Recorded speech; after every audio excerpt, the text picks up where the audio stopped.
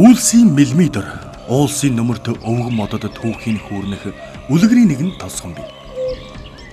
Өглөөний сэрүүлгэн хөхөөнд өргөн сэлэнгийн дөлгөөн урсгал. Амьсгалах агаар нь нарсан ой, амьдран суугчд нь амгалан инх алхдаг жим нь хялган өвсөн хүрээдэг. Тэнгэр газар тэврэлдэн уулздаг тэр нутгийг булган гэв. Наран саран ивэлэр үл таслах нарсан ойн тосгоныг хялганд гэдэг. Цэвэр агаар цээж дүүрэн залгилж өсдөг үрстэй цээнийн ягаан шигэ үзэгсэлэнд охидтой. Эргэл хайрхандаа сүсэглэн залбирч энэл нутагтайгаа хүүгээр холбогдсон үлгэрийн тосгоныхныг харин хялганд чууд гэж нэрлэдэг юм.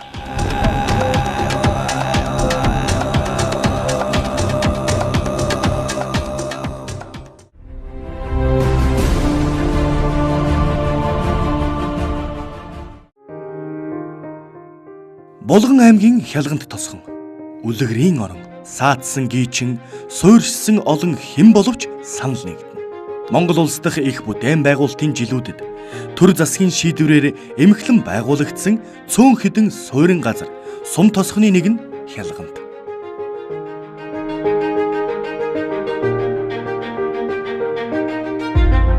Улс ардын модон материалын хэрэгцээг хангах, улмаараа гадаад оронд экспортлох өндөр үүрэг даалгавар өвөртлөн Монгол орны тухайн үеийн 18 аймагаас шилж сонгогдсон ирсэн илгээлтийн эзэдийн үлгийн нутаг болсон хялгант тосгоны 160-ны түүх ийм оршив.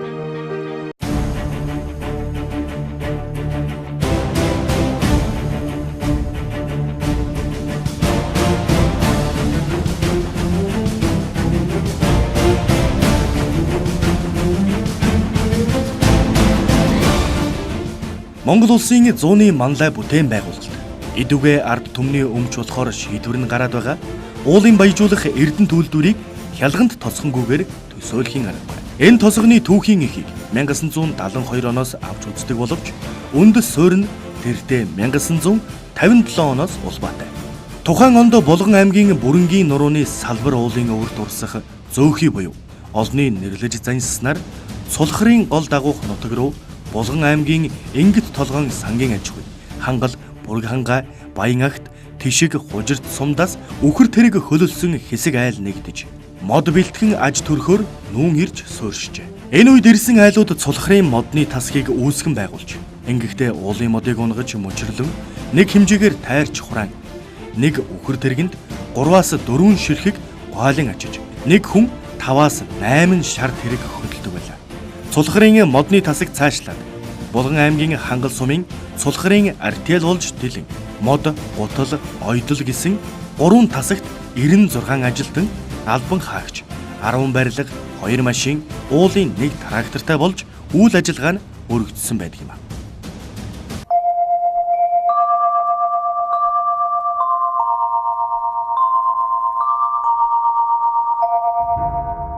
1972 онд Богд найрамдах Монгол ард улсын сайд нарын зөвлөлийн 57 дугаар тогтоол гарч улс ардын аж ахуйн өсөн нэмэгдэж байсан модон материалын хэрэгцээг хангах, гадаад оронд экспортлох зорилгоор Булган аймгийн хангал сумын Цулхрын артелийн суурин дээр сэлэнгийн мод бэлтгэлийн аж ахуйг байгуулсан түүхтэй.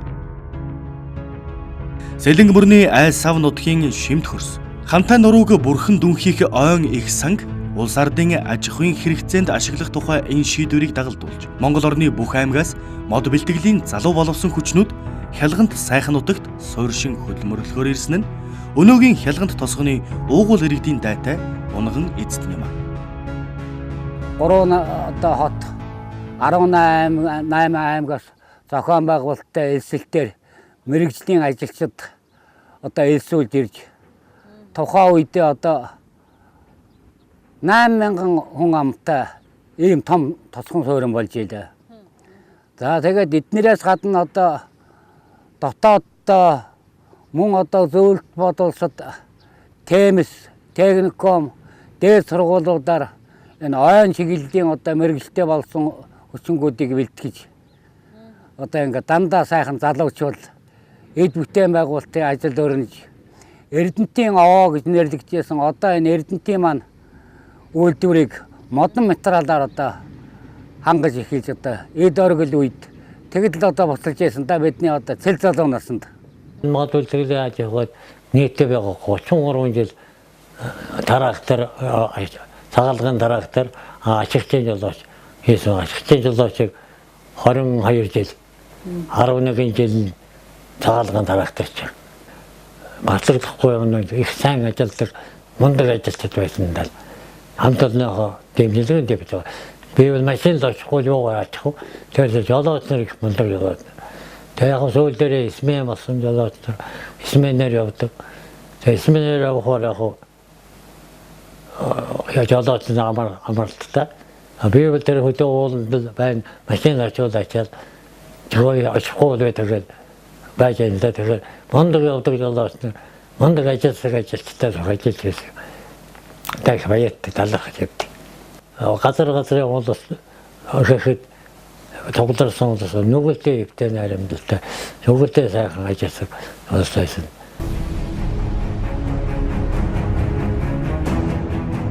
1972-оос 75 оны хооронд мод бэлтгэлийн аж ахуйг зөвлөлт холбоот улсын техник эдийн засгийн тусламжтайгаар иж бүрнээр барьж байгуулсны дүнд мод бэлтгэлийн аж ахуй 800 гаруй ажилчидтай жилдээ 250-аас 300 мянган шометр мод бэлтгэж тээвэрлэдэг. 150 гад ойжуулт хийдэг. 64 сая төгрөгийн үндсэн хөрөнгө, 30 сая төгрөгийн эргэлтийн хөрөнгө бүхий Монгол улсын хэмжээнд их мод бэлтгэлийн хамгийн том аж ахуй болж өргөжин тэлсэн байлаа.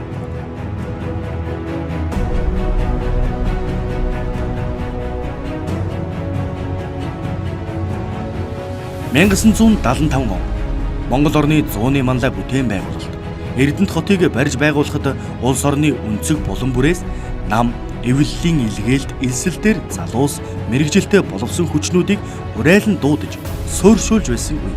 Өдрөөс өдөрт өсөн нэмэгдсэн иргэд айл өрхүүдэд төрийн үйлчлэгийг хүргэх, засаг захиргааны анхан шатны нэгж байгуулах шаардлагын үүднээс бүгд найрамдах Монгол ард улсын Ардын их хурлын тэргүүлэгчдийн 266 дугаар тогтоолоор хялганд дахь мод бэлтгэлийн аж ахуйг Эрдэнэт хотын харьяалалтай хялганд хороо болгож өөрийн гэсэн засаг захиргаатай төрийн үйлчлэгээтэй хүн амьдрах нөхцөл бүхий нийгмийн байгууламжтай соёл урлаг соён гэгэрлийн төвтэй төр захиргааны цогц нэгжийг үүсгэн байгууллаа. Чухамдаа энэ л үеэс хялганд тосгонд олон аймаг олон ястнаас нийлсэн хөдөлмөрчин түмэн ажлыг амжилт ялалтаар амьдралаа уран зоригийн галаар түүчэлэн өрдөж ирсэн үнэн түүх эд өрнжээ.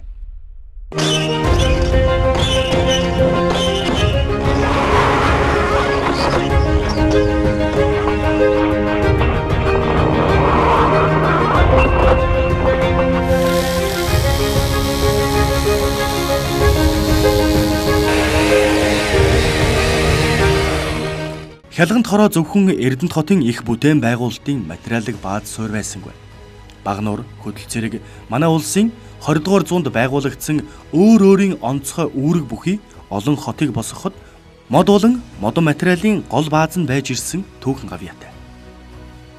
80-аас 85 оны хооронд ер нь одоо бүх үйл ажиллагааны чигдэрч энэ одоо үлгэрийн гэх нэртэй тосхны маань үйл ажиллагааны чигдэрч нийтдээ 5000 гаруй оршин суугчтай бүх үйлдвэрлэлийн үйл ажиллагаа удаад сар тутмын биелүүлдэг жилдээ 180 мянган шов метр куб мод одоо татаж бэлтгэж дээвэрлэж тэрнийхээ одоо Монгол улсаа дотоодын хэрэгцээг хангах модон материал хангах үйлдэл одоо чухал хувь нэмэр оруулж байсан яг жинхэнэ оргил үеийн тэр үед байсан.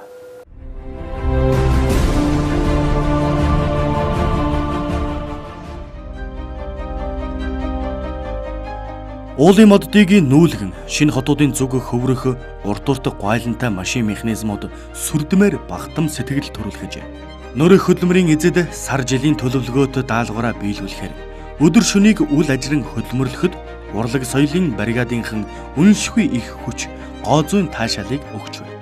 Хялганд тосгоны тэртээ ихэнх үеийн түүхээс өнөөг хүртэл ард иргэдийг соён гэгэрүүлэх, цэнгээх, гоо сайхны хүмүүжил олгох үүргээ тасралтгүй биелүүлж яваа хамт олон бол Хялганд тосгоны соёлын төвийнхэн юм.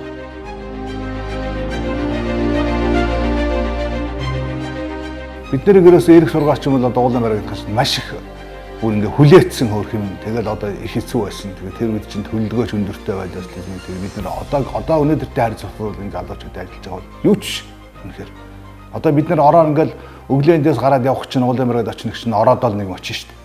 Тэгэл ороо очоод нэг погонч дотор чинь заримдаа багтахгүй тэр олон хүмүүс чинь тэгэл хөөрхөд дунд нэг аппарат заагаал канагаан тавина тийм ээ. За канагаа үзээд дуусна нэг цаг гарангийн цаг 30 минутын канаа гарна. За дараагаар нь одоо бид нэр яг гадаа бол өдөр үл сайхан гадаа сууж байгаа өглөө 100 хүн бол бид нар гадаа очоод урлагийн баригаараа тоглолцдог. Өвлөл яг одоо погонч дотор маань нэг уран сайхантай уцлуулаад дуулуулаад ингээд юм хөргөчгөн. Өдөөч бол айгүй хэвчтэй. Тэгсэн мөртлөө тэр ус чинь шүнжэнгөө бид нэр чинь одоо өвлгөө домог яруулаад дуулуулаад хуурдуулаад канагаан дахин үзээд ингээд баг үүр цайлгадаг байсан шүү дээ. Тэгээд өглөө ажилдаа гараа авчдаг. Тэгээд 90-ад оны үед бол нэг хэсэг одоо канаа урлаг гэдэг маань анх нөгөө нь хувьчлалд ороод тэгээд канаа салбарууд бол нэг хэсэг бас хэцүү байдалд орсон шүү дээ. Тэрийгээ дагаад мөн одоо манай соёлын байгууллагч гэсэн бас нэлийн хүндрэлтэй замын нэлийн туулж ирсэн шүү. Одоо манай соёлын төвх чинь ерөөсөө юу ч байхгүй тоногдоод 10 хэдэн жил эзэнгүй байсан шүү дээ. Тэгээ би одоо 2004 оноос эхлээд дахиж одоо энийг сэргээгээд ингээд өнөөдрийн хүртэл ингээд соёл урлагаар үйлчлүүлээд ард түмэнд өнөөдөр яг аймгийн одоо тэргүүний соёлын төв болсондоо манай хамт олон бас баярлалдаг.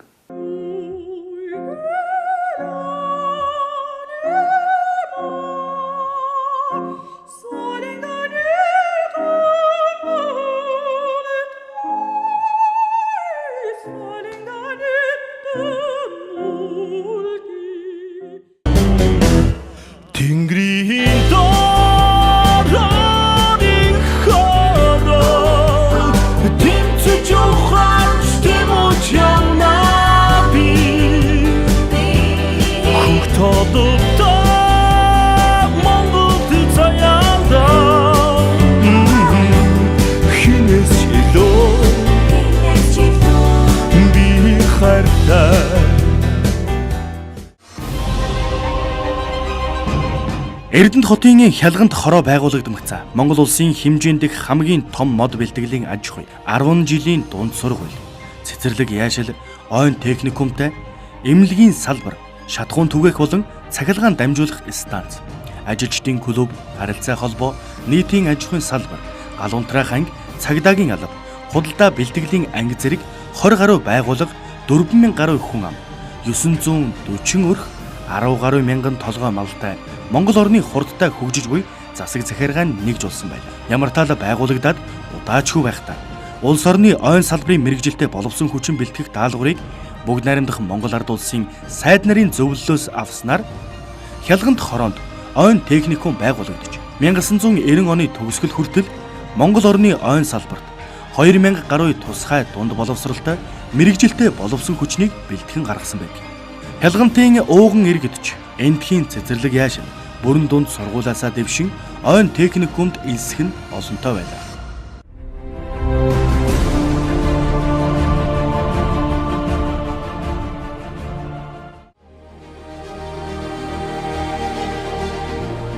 Хялган тасганы бүрэн дунд сургуулийн анхны үүсэл гарал бол Булган аймгийн Сэлэнг сумын Цулхар Араам нэртэй бага сургууль энэ гүүрний урталт бол анх 1968 онд байгуулагдсан.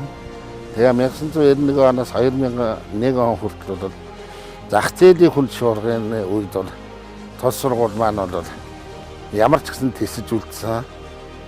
2006 онд 60 хүүхдийн дотор байр болж өргөжсөд өнөөдөр манайх 100 хүүхдийн дотор байртай том сургуульд хөгжсөн. За манай сургуулийн улсад нэг одоо бахархах хөстэй хэлэх юм бол гол зүйл бол манай сургуулийн сурагчид бол урлаг спортын их авьяастай байдгийг. За энэний гол шинжил би олон жил ингээд ажил хийсний үндсэн дээрээс бол 18 аймагаас ирсэн илгээлтийн улсууд цугларсан учраас энд бол цус ойртолт гэдэг юм байхгүй бус сумыг бодвол тэрнээсээ болж энэ хоёрдугаар тэр байгалийн сайхан агаар мод ус хараад хүүхдүүдийн байгалыг гэсэн сэтгэлгээ бол маш их өндөр гоё хөгждөг. Хялганд тосгоны өнгө төрх хялгандчуудын оюун боловсролыг улсын хэмжээнд таниулан харуулсаар ирсэн байгууллага бол яа харахгүй бүрэн дунд сургууль. Өдгөө хялганд тосгоны бүрэн дунд сургууль 22 бүлэг, 630 сурагч, 39 багш, 28 ажилтнтайгаар сургалт хүмүүжлийн ажил аяа болж, улс аймгийн чанартай орос, англи хэл, математикийн олимпиад, спорт урлагийн наадмуудад авиас амжилтаа баттгсаар байна.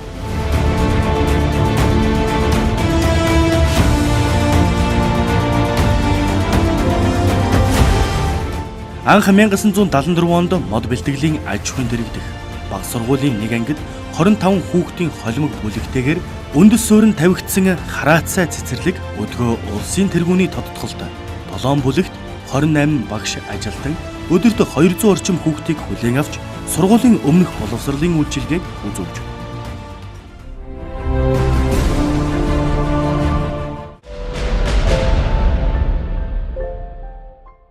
Хялган тосгоны хүн эмнэлгэнд 1974 онд 2 ор 2 совлогч 1000 ор хоногийн төлөвлөгөөтэйгээр анх бага хэмжээний салбар болон байгуулагдчихсан түүхтэй түүнээс хойш 40 жил үйл ажиллагаа явуулж 2015 онд байгууллагынхаа 40 жилийн ойг тэмдэглэн байгууллагын олд амжилтын талаар бас дүгнсэн бидний сайшаалтай ажил болсон. Одоо манай хамт олон дотор их хэмж 4, тусгай мэргэжилтэн 10, бусад ажилтан 8, нийт 22 ажилтнтайгаар эмнэлгийн тусламж үйлчилгээг хялган тосгоныхоо 3200 хүн ам болон Сэлэн сумын 2, 3, 4-р багийн малчид, хангал сумын малчидад бас хүргэж ажилдаг. Мэргэжлийн хувьд авч үзэх юм бол хүүхдийн эмч, дотрын эмч, бусад мэргэжлийн 2 эмч ажилдаг. Энэ тосгоныхаа хэмжээнд бол эхо онцлогоо зүрхний цахилгаан бичлэг хийдэг. Мөн бусад одоо холбогдох яаралтай шинжилгээнүүдийг хийн. Мөн одоо 2015-аас 16 оныхаа ажлаар аймгийнхаа эрүүл мэндийн салбарын хэмжээнд дараалан 4-р харин шалгарсан амжилттай ажилласан.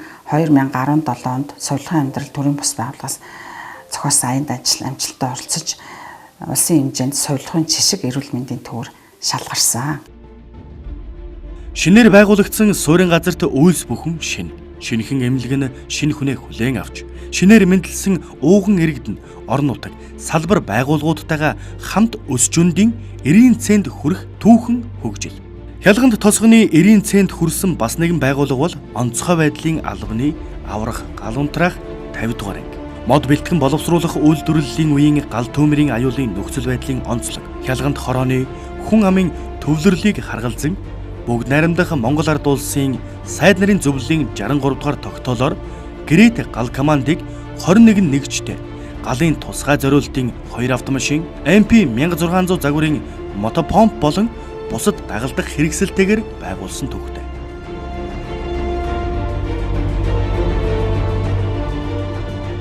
Өнөө цагт бол үндсэндээ Булган аймгийн хойд сумдыг нь хариуцж ажилладаг. Объект болон O2 усны осол, малын гоц салбар төвсөн дөрвийн зөнхөж ажилладаг. Тусгай зориултын 3 автомашинтай, шуурхай дуудлагын 3 автомашинтай, аж ахуйн 1 портт үндсэндээ 7 техниктэй, мотор цайх 3-тай, 36 ажилласан аль багштай үйл ажиллагаа одоо явуулж байгаа.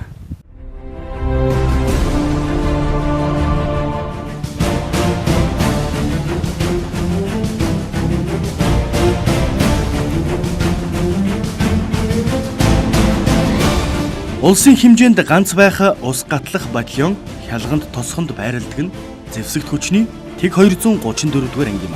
Анх туул голын хар усан тохойд байрлаж байгаад 1981 онд Сэлэнг мөрний зүүн хөвөн дээр цулхар дугуйн хэмээх газарт шинээр байгуулагдсанаас хойш өнөө хүртэл улс ардын аж ахуйн бүтээн байгуулалт, уур усны гамшиг ослын үед хүн ардын амь нас эд хөрөнгийг хамгаалсаар байна. Ус гатлах, авран хамгаалах үйлсийн зарим жишээнээс дурдвал 1986 оны Сэлэнг мөрний их усны үеэр хялганд тосгоны 67 айл өрхийн 268 хүн, 2500 толгой хонь, Хөвсгөл аймгийн 11 сумын 96 суур буюу 110,000 орчим толгой малыг дэлгэр мөрнөөр гатлуулан улс ардын аж ахуйг авран хамгаалж байсныг Сэлэнг мөрөн дагуух нутгийн иргэд одоо ч талархан сайшаална.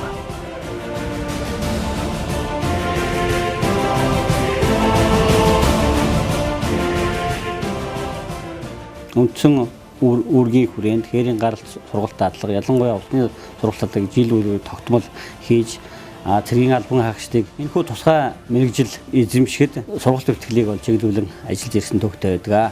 Сургалт бэлтгэлийн энэ хөдөлмөрийн зэрэгцээгээр улс орныхаа бүтээн байгуулалтад бас оролцож ирсэн төвтэй. Энэ ялангуяа сүүлийн үед бол 2016 онд Архангай аймгийн Тариач сумын хойд тэрхийн гол дээр 45 м хөвөр гүүрийн парк, 2017 онд Булган аймгийн Сэлэг сумын хойно орших Сэлэнг мөрөн дээр 135 м уттай гүүрийг тус байгуулсан ийм нэн шин үеийн төвхтэй байна.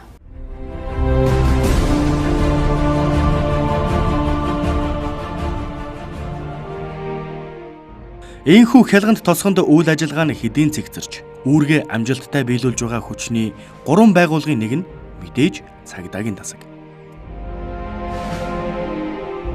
1976 оны 1 сарын 28-ны өдрийн 57 тоод тогтоолоор Нахамны тогтоолоор бол анх үүсгэн байгуулагдсан. Үүнээс хойш 77 он цагдаа сэргийлэх групп одоо хүртэл бол сум дундын цагдаагийн тасаг болон өргөжин үйл ажиллагаа явуулж байна. Булган аймгийн одоо зүүн хойд хэсэг болох Булган Бууд сум, Сэлэнг сум, Хангал сум, Хялганд тосгон гэсэн нутаг дэвсгэр бол хамрагдж байгаа.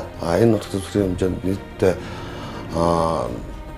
10 мянган хүн амд бол одоо манай цагдаагийн тасаг үйлчилж байна. Манай тасгийн хэмжээнд бол одоо 6 офицер, 7 цагдаа, замын байр цагдаа нэг, гэдэг нийтдээ нэг олон нийтийн цагдаа 3 гээд нийтдээ 19 хүний бүрэлдэхүүнтэй ажиллаж байгаа.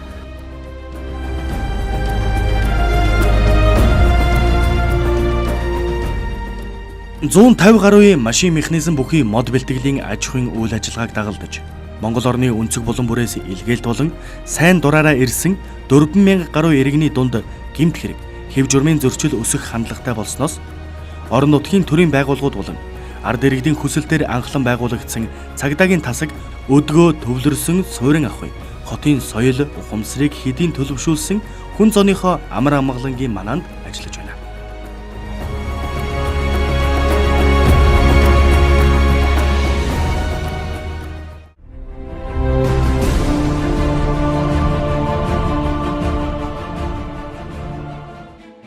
Мод бэлтгэхийн хэрээр мод тарж, өржүүлэх үйлсээ хялгандчууд умартаж явсангүй. 1975 онд байгуулагдсан Булган аймгийн ойн аж ахуйн харьяа, Хялгантын ойн анги мөн зах зээлийн шуурганд чамгүй хүнд сорилтуудтай нүүр тулсан боловч 2008 оноос сум дундын ойн анги нэртэйгээр өргөжин байгуулагдсан цагаас хойш ойн нөхөн сэргээлт, цөлжилтөөс хамгаалах, иргэдийн байгаль орчны төлөөх оюун санааг цогцлоо.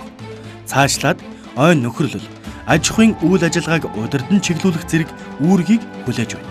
4 орон дотоогоор дарга, инженер, хөгжүүлгийн техникч, ойжуулагч гэсэн ийм одоо 4 орон дотоогоор одоогийн байдлаар ажиллаж байгаа юм. Манай аймгийн одоо юу хүлээх үүрэг болохоор зөвхөн Булган аймгийн Сэлэнг сум, Хангал сумын 501,136 га ой ахуй газрыг одоо хариуцаж энд одоо ажлыг зохион байгуулж ард иргэд нөхөрлөл аж ахуйн нэгжид гэрээгээр эзэмшүүлэх, энэ ойг хамгаалах, зохистой ашиглах, ногоон байгууламжийг нэмэгдүүлэх энэ талаар бид бүхэн одоо ингэж хамтарч ажилладаг.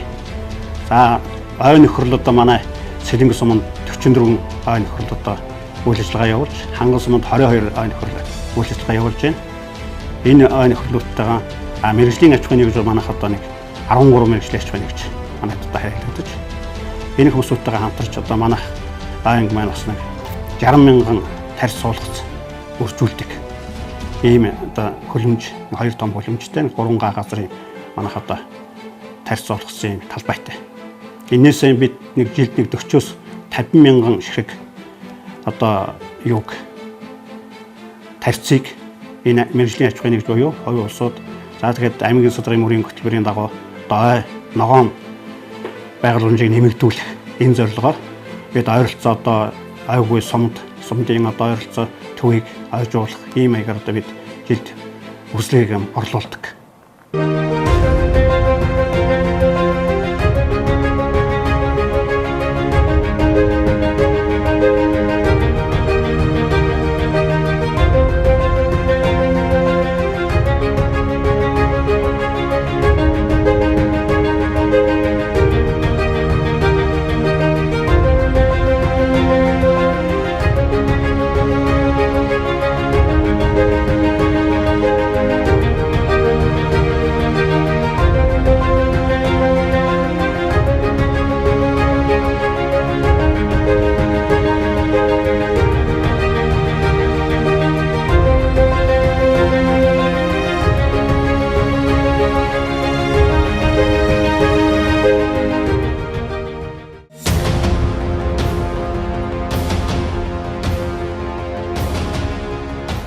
Ийхүү амжилт бүтээл түүхэн үйлсээр баян орон нутгийн салбар байгууллагуудыг нутгийн удирдлагаар ханган ажиллах үүргийг хялганд тосгоны захирагчийн ажлын албаны хамт олон хүлээж байна. Захирагчийн ажлын алба өдгөө 22 ажилтан албан хаагч 5 хэсэгт үйл ажиллагаа явуулж иргэдэд төрийн үйлчилгээг нэг дор шуурхай хүргэхээр зорин ажиллаж байна.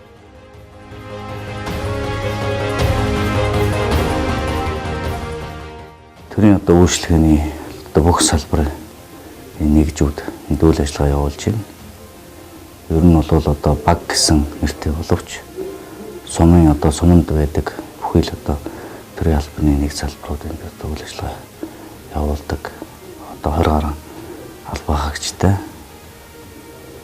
ийм үтц бүрэлдэхүүнтэй ажлын алба байна да. Тэгэхээр бол төрийн үйлчлэгээ бол энд бол тасралтгүй байнга явагдаж идэг. За өдөртөө бол миний хувьд бол нэг 70-80 хүнд бол үйлчлэнэ.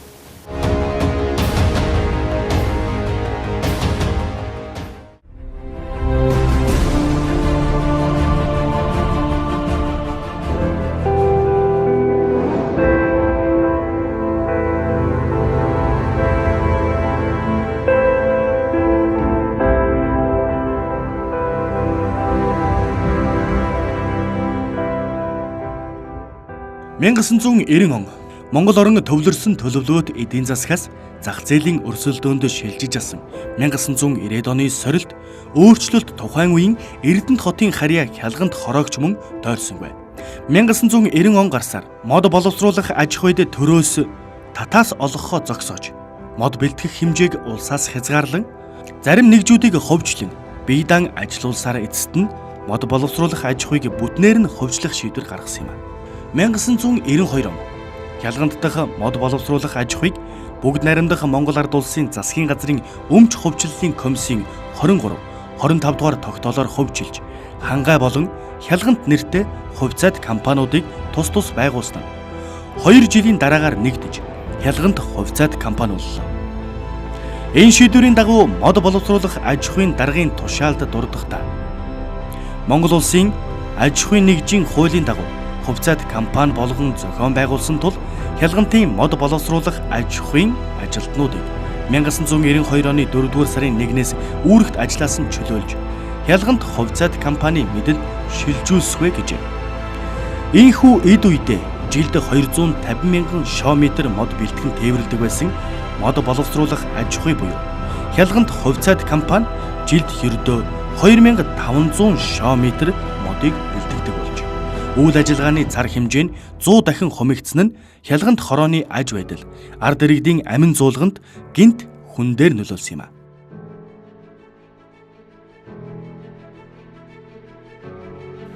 (1990-ад оноос 2008 оны хүртэл бол ерөнхий 18-20 жил бол хялгант бол тийм зогсон ер нь ухралтай ийм байдалд орсон. Энд байсан хоёр давхар сайхан орон сууцны барилга байшингууд түүгээрч барахгүй 3 давхар тэр жигтэйхэн том сайхан дэкивэр маягийн уурын зуух тэр сэлгийн захад байсан их том уурын зуух ятаанан хүчилтэй тоосхон том байшин хүртэл гараар нурааж буулгаж хүмүүс задлж авсан.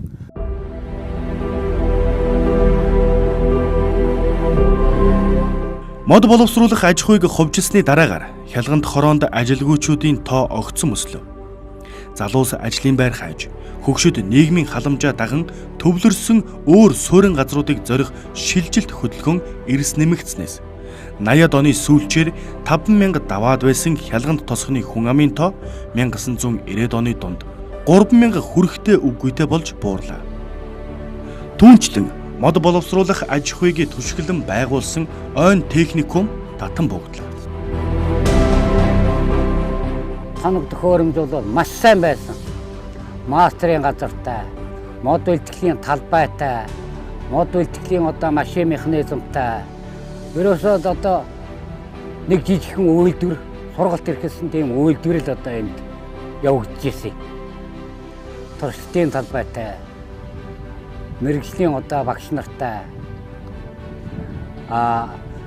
сэлэнгийн мод бэлтгэлийн аж ахуй Сүхбаатарын сүнсний үйлдвэр ер нь энэ мод боловсруулах бүхий л үйлдвэрүүд дээр үйлдвэрлэлийн дадлагаа явуулдаг. Ийм төвшис газартаа одоо сайхан техникум байж байгаад одоо сүүлийн үед ингээд замхраа дууслаа да одоо. Цагийн ирэх юм биз дээ ер нь. Одоогоор бол ер нь энэ салбарт бол энэ мэтийн мэрэгжтэй боловсон хүчин их л дутагдж байна.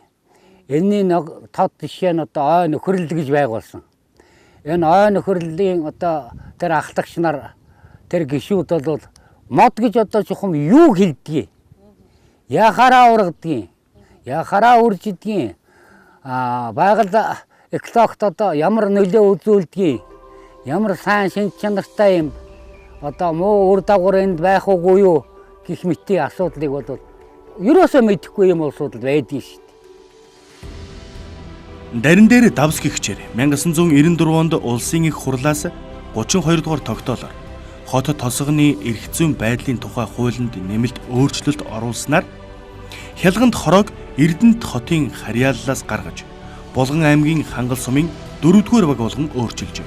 Хангал сум өдгөө 1400 хүн амтай бол харьяалалд нь байх хялганд тосгоны иргэдийн тоо 3200 гараад байна.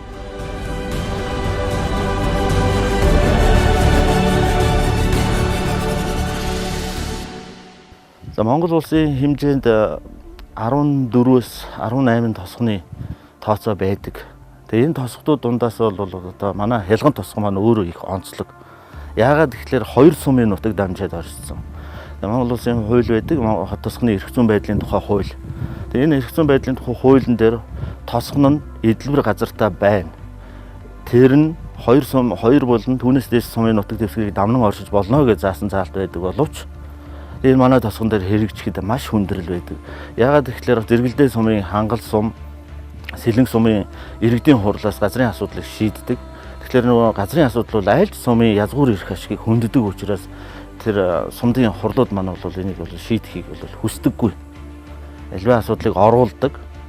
Гэвч бол иргэдийн хурлаас бол энийг иргэдийн хурлууд нь бол энийг зөвшөөрж өгдөг.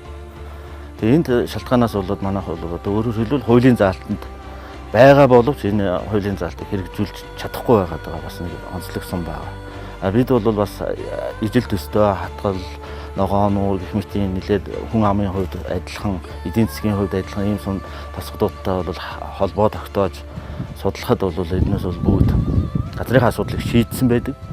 Манай дээр бол одоо ингээд 2 сумын нутаг дамжсан гэдэг шалтгаанаас болоод иргэдийн хурлууд нь бол зөвшөөрдөг юм маш хүндрэл байдаг. Улс орны нийгэм эдийн засгийн тогтолцооны өөрчлөлт, төр засгийн энэ мэт шийдвэрийн улмаас хялганд тосгоныхан өдгөө өөрийн гэсэн газар нутаггүй Булган аймгийн Хангал болон Сэлэнг аймгийн сумын загт оршин байна. Товчхондоо бол Монгол улсын төр засгийн шийдвэрээр шинээр зохион байгуулагдсан сум, суурин газруудаас газар нутаггүй үлдсэн ганц нэгж нь хялганд тосгон гэж хэлж болно. Цаашлаад Монгол улсын төрөөс 1990 оноос хойш зохион байгуулсан мал хувьчлал, газар хувьчлал, орон сууц хувьчлалд хялганд тосгоны нэг чиргэн оролцож чадаагүй харамсалтай статистик байна.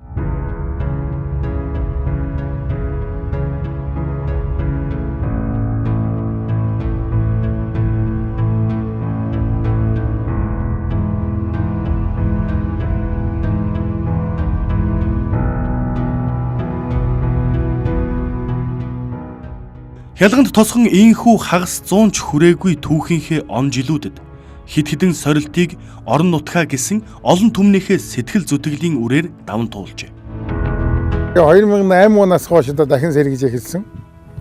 10 жилийн одоо сургууль шинээр сайхан одоо булганд байхгүй дашин жилэндээ 2хан сургууль байгаа тийм гоё сургууль. 10 жилийн сургуулийг одоо шинээр бий болгосон. Эмнэлгийн барилгыг ижүүрэн засвар хийсэн. 150 хүүхдийн одоо цэцэрлэг шинээр барьсан гэх мэт тийм сэргэлтийн үеуд эхэлсэн.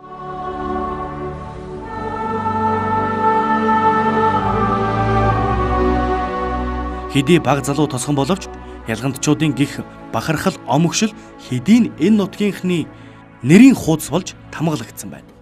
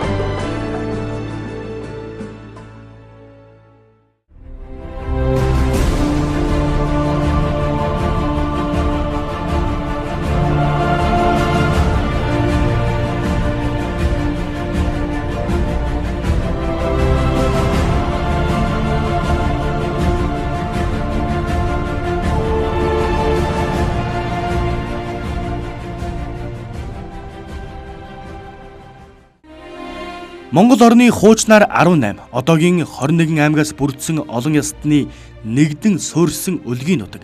Хатан сэлэнгээж, хамтай сайхан нуруугаар дүнхийн сүндэрлэх ойн баялаг сан бүхий, баян хангаан цэвэр орчим, цэнгэг агаар, цэгийн уст байгалийн төгс зохиолдлоготой Монгол орны батлан хамгаалах, авран хамгаалах, цэргэлэн хамгаалах хүчний 3 байгууллага нэг дор төвлөрсөн. Мянганы замтай хамгийн ойр орших байгалийн үдсгэлэнд суурин буюу Эрдэнэт хотоос 65 км зай бүхий сайжруулсан зам, дэд бүтцийн хөгжил сайтай, хүн ам нь төвлөрөн суурьшиж, хотын соёл, нийгмийн байгууламжтай хүндэтгэлтэй, баян хангаагаа түшгэлсэн өрхийн бүх төрлийн эко үйлдвэрлэлийг эрчимтэй хөгжүүлж байгаа. Залуусан тэмүүлэлтэй, зон олон авиас бэлэг, оюуны их чадамжтай, зөвийг санж зориход ирсэн хүнд ч болов зол буйна харамгүй өгч, аж төрж амьдран суухад хамгийн таатай үлгэрийн tosgon гэж хялгантыг тодтогдох юм аа. Энэ нэг гэсэн хүн бол буцаж явал зүр хөлдөгөө. Одоо энд нутагчдаг голцоо ийм сайхан хангаа нутаг байгаа. Хот tosgоны иргэсэн байдлаар одоо хот tosgon гэчгээд tosgоны одоо захирагчийн эрх мэдэл одоо их хязгаартай газар нутгийн одоо мэдэл байдаггүй. Зохион байгуулалтыг үйл ажиллагаа явуулж чаддаггүй. Бүхэл одоо үйл ажиллагаа явуулахад тэр газартай холбогдож идэг болохоор тэн дээр л их хэцүү байдаг юм. Ер нь тэгээд энэ нь бол одоо бас энэ үндсэн хуульд яхан өөрчлөлт орох байлгүй. Тэгээд сумын эрх хэмжээнд л одоо очиж tosgon маань өөрийн гэсэн тодорхой газар эзэмшил газар нутагтай болж иж үйл ажиллагаагаа явуулах юм бол бас хөгжих ирээдүй бас байгаа юм л да. Хүн өнөөдөр малаа ингээд хариулъя гэхэд бэлчээр алга байна тийм ээ. Очоод өвсөө авъя гэхэд өвсөө хадах эрх алга байна бидэнд. Одоо ингээ гадны хүн харахад салтсан юм шиг. Би ихэд хялгантын паспорттай. Тэ хөгшин маань хангалтын паспорттай. Хөгшний нэгдүгээр үхээр ингэтийн паспорттай. Та өвсөө хадах юм бол манай иргэн болоо. Тэгэх юм бол танд газар өгье, өвсөө чинь хадах эрхийг ч өгье гэдэг ингээ сууж идэг. Ийм зүйл хүртэл байж байгаа шүү дээ. Яг одоо жинхэнэ мөн чанар дээр бодоод одоо нэг тийм нэлээд гэмгүй одоо хатуу ширүүн хойт ихтэй хүүхдийн одоо амьдралаар энэ манай хялгантынхан газар нутгийн хувьд ингэж амьдраад байдیں۔ Да. Хүн ам нь алаг цоог таран суурьшсан. Аврах том талбай бүхий засаг захиргааны нэгжийг бид сум гэдэг. 300 хүнтэйж сум Монгол улсад олон бий. Тэгвэл цагтаа Монгол орны их бүтээн байгуулалтын суурь бааз нь байж, бааз бэлтгэлийг хангахын тулд улсын өнцөг булан бүрээс ирж нэгдэн суурьшаад өнөө хүртэл элэг нэгтэйгээр энэ нутгаа хөгжүүлэн суугаа 3200 гаруй хялгантчууд ажил хөдөлмөрийн 160-ны босгон дээр уугуул нутгаа өмчлөх эрхтэй нь дамжиггүй. Гагцхүү төр засгийн багахан анхаарал шийдвэрийг хүлээж суув.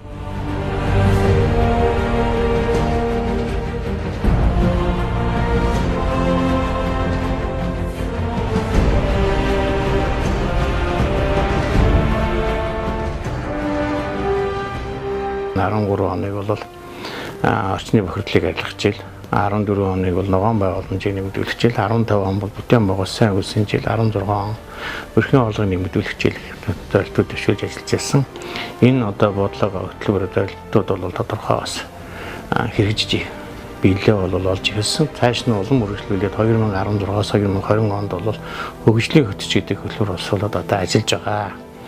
Мөн одоо 17 оны төрөх хувийн хвшлийн түншлийн жилээр зарлаж үйл ажиллагаа явуулж байна. Ингээ хялган tosгоны иргэдийн хувьд бол хялган tosгоны иргэд одоо байгууллагуудтай хамтраад эдгээр одоо бодлого зорилт шийдвэрнүүдээ хэрэгжүүлэхийн төлөө бол зүтгэж ажиллаж байна. Хялгантын ард түмэнд бол хялганчуудад бол бодлого байна, хөтөлбөр байна.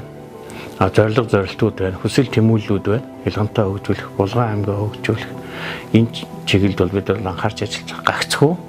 Энэ одоо бас эрч хүч, бидний хүч, итгэл үнэмшил энэ бүх юмныг ажил одоо амьдрал болгоход төр засгийн тодорхой хэмжээний бодлого шийдвэрүүд бол хэрэгтэй юмаа. Энэ чиглэлд одоо аймаг болоод засгийн газрын бодлого шийдвэрүүд, их хурлын одоо тогтоол шийдвэрүүд бол гарна гэдэгт бол итгэлтэй байгаа. Хялган tosгоны бол алсын хараа бол хотсон ба одоо Булган аймгийн зүүн хот төвчийн хөгжлийн төв хялганд болно гэсэн ийм одоо бас бодлогыг зорилт төвшүүлээд ажиллаж байгаа. Хялган tosгонд амьдарчсэн үе үеийн одоо иргэд одоо зан олондоо хамгийн сайн сайхан бүхнийг өсөн өрөөж ажил үйлс амьдралд нь одоо ажиглалыг одоо бэлэгдээ өрөө.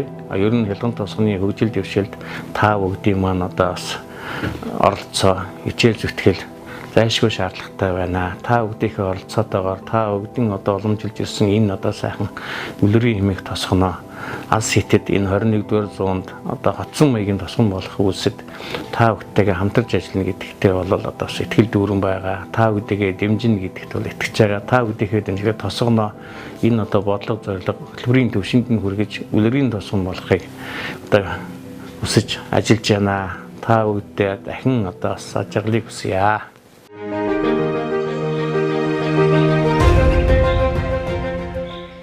Үйлсийн миллиметр уулсын нөмөрт өвгөн модод түүхийн хүүрнэх үлгэрийн нэгэн тосгон бий. Өглөөний сэрүүлэг нь хөхөөнд өргөн сэлэнгийн дүлгөөн урсгал. Амьсгалах агаар нь нарсан ой, амьдрын суугчд нь амгалан инх алхдаг жим нь хялган өвсөн хүрээтэй. Тэнгэр газар тэврэлдэн уулздаг тэр нутгийг булган гин. Наран саран ивэлэр үл таслах нарсан ойн тосгоныг хялгант гэдэг юм. Цэвэр агаар цээж дүүрэн залгилж өсдөг үрстэй, цээнийн ягаан шигэ үзэгсэлэнт охидтой. Эргэл хайрхандаа сүсэглэн залбирч энэл нутагтайгаа хүүгээр холбогдсон үлгэрийн тосгоныхныг харин хялгандчууд гэж нэрлэдэг юм.